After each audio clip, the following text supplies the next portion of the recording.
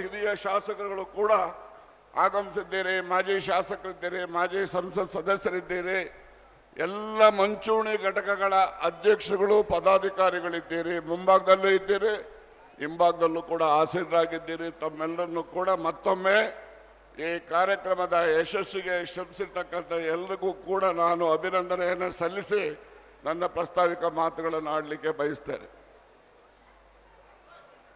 ಸನ್ಮಾನ್ಯರೇ, ಹಾಸನ ಅಂತ ಹೇಳಿದ್ರೆ ಕಾಂಗ್ರೆಸ್ಸಿಗೆ ಸುಮಾರು 25 ವರ್ಷಗಳಿಂದ ಭವಿಷ್ಯ ಇಲ್ಲ ಅಂತ ಹೇಳಿ ಇದ್ದಂತಹ ಕಾಲ. ಸನ್ಮಾನ್ಯ ಸಿದ್ದರಾಮಯ್ಯನವರು, ಸನ್ಮಾನ್ಯ DK ಶಿವಕುಮಾರ್ ಅವರ ನೇತೃತ್ವ ಮಾರ್ಗದರ್ಶನದಲ್ಲಿ ಇವತ್ತು ಕಾಂಗ್ರೆಸ್ ಸದೃಢವಾಗಿ ಹಾಸನದಲ್ಲಿ ಇವತ್ತು ಬಂದಿದೆ ಅಂತಕ್ಕಂಥದ್ದನ್ನ ತಾವೆಲ್ಲರೂ ಕೂಡ ಶ್ರೇಯಸ್ ಪಟೇಲ್ ಅವರ ಗೆಲುವಿನ ಮುಖಾಂತರ ಸಾಬೀತು ಮಾಡಿದ್ದೀವಿ.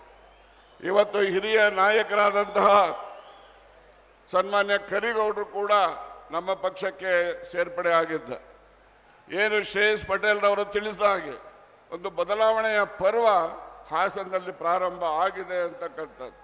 ನಾನು ಬಹಳಷ್ಟು ಜನ ಹಿರಿಯರ ಹೆಸರುಗಳನ್ನು ತೆಗೆದುಕೊಳ್ಳಿಕ್ಕೆ ಆಗಿಲ್ಲ, ಯಾರು ಅನ್ಯತಾ ಭಾವಿಸಬಾರ್ದು. ಈ ಕಾರ್ಯಕ್ರಮದಲ್ಲಿ ಕರಿಗೌಡರು ಕೂಡ ನಮ್ಮ ಪಕ್ಷಕ್ಕೆ ಸೇರ್ಪಡೆ ಆಗಿರ್ತಕ್ಕಂಥದ್ದು ಕೂಡ ನಾವೆಲ್ಲ ಸಂತೋಷದಿಂದ ಸ್ವಾಗತವನ್ನು ಕೂಡ ಎಲ್ಲ ಹಿರಿಯ ಮುಖಂಡರು ಬರಮಾಡಿಕೊಂಡಿದ್ದಾರೆ. ಈ ಹಿನ್ನೆಲೆಯಲ್ಲಿ ಹಾಸನದಲ್ಲಿ ಕಾರ್ಯಕರ್ತರ ಶಕ್ತಿ ಇದೆ. ನಾನು ರಾಜ್ಯದ ಎಲ್ಲ ಜಿಲ್ಲೆಗಳಲ್ಲೂ ನೋಡಿದ್ದೇನೆ. 2 ಎಲೆಕ್ಷನ್ ಒಂದು ಕಾನ್ಸ್ಟಿಟ್ಯೂನ್ಸಿನ ಸತತವಾಗಿ ಸೋತ್ಬಿಟ್ರೆ 3ನೇ ಎಲೆಕ್ಷನ್ಗೆ ಕ್ಯಾಂಡಿಡೇಟ್ ಆಗ್ತೀನಿ ಅಂತಾನೆ ಮುಂದೆ ಬರೋದಿಲ್ಲ. ಆದರೆ ಇಲ್ಲಿ ಹಾಸನದಲ್ಲಿ ಕಾರ್ಯಕರ್ತರ ಶಕ್ತಿ, ಕಾರ್ಯಕರ್ತರ ಏನು ಒಂದು ಒಗ್ಗೂಡುವಿಕೆ, ಏನೇ ಹೊರ ಜಿಲ್ಲೆಗಳಲ್ಲಿ ಹೊರ ರಾಜ್ಯದಲ್ಲಿ ಹಾಸನ ಅಂತ ಹೇಳಿದ್ರೆ ಒಬ್ಬರ ಕೈವಶ, ಅವರ ಒಂದು ಜಹಗೀರಿ, ಅವರ ಸಾಮ್ರಾಜ್ಯ ಅಂತಕ್ಕಂಥ ಏನು ಭಾವನೆ ಹುಟ್ಟಿತ್ತು, ಆ ಭಾವನೆಯನ್ನೆಲ್ಲ ಹುಸಿ ಮಾಡಿದಂಥವರು ಈ ಕ್ಷೇತ್ರದ ಮುಖಂಡರುಗಳು ಮತ್ತು ಮತದಾರರು. ಅವರೆಲ್ಲರಿಗೂ ಕೂಡ ನಾನು ಮತ್ತೊಮ್ಮೆ ನನ್ನ ಅಭಿನಂದನೆ, ಧನ್ಯವಾದವನ್ನು ಸಲ್ಲಿಸಲಿಕ್ಕೆ ಬಯಸ್ತೇನೆ. ಸನ್ಮಾನ್ಯರೇ, ನಮ್ಮ ಸರ್ಕಾರ ಅದರ ಕಾರ್ಯಕ್ರಮಗಳು ಮತ್ತು ಅದರ ಒಂದು ಏನು ಜಾರಿ ಮಾಡಿದಂಥ ಅಂಶಗಳಿದ್ದಾವೆ, ಮುಂದೆ ಮಾತಾಡ್ತಕ್ಕಂಥ ಹಿರಿಯ ಮುಖಂಡರುಗಳು ಕೂಡ ಹೇಳಲಿಕ್ಕೆ ಹೊರಟಿದ್ದಾರೆ. ನಾನು ಇಷ್ಟೇ ಹೇಳಲಿಕ್ಕೆ ಬಯಸ್ತೇನೆ, ಈ ಕಾರ್ಯಕ್ರಮ ಏನೆಲ್ಲ ಮಾಡ್ತಾ ಇದ್ದೇವೆ ಇದು ಯಾರ ವಿರುದ್ಧ ಅಲ್ಲ, ಇದು ಪಕ್ಷದ ಪರ ಮಾಡ್ತಕ್ಕಂಥ ಸಮಾರಂಭ, ಸಮಾವೇಶ. ಅದರ ಜೊತೆಯಲ್ಲಿ ಏನೆಲ್ಲ ನಮ್ಮ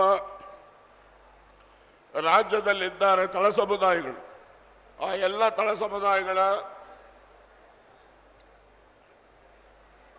ಒಂದು ಜಾಗೃತಿ ಸಮಾವೇಶ ಅಂತಕ್ಕಂಥದ್ದನ್ನ ನಮ್ಮ ಅಧ್ಯಕ್ಷರ AICC ಮುಖಂಡರ ಸೂಚನೆ ಮೇರೆಗೆ ಇವತ್ತು ನಾವೆಲ್ಲ ಈ ಒಂದು ಸಮಾವೇಶದಲ್ಲಿ ಭಾಗಿಯಾಗಿದ್ದೆ.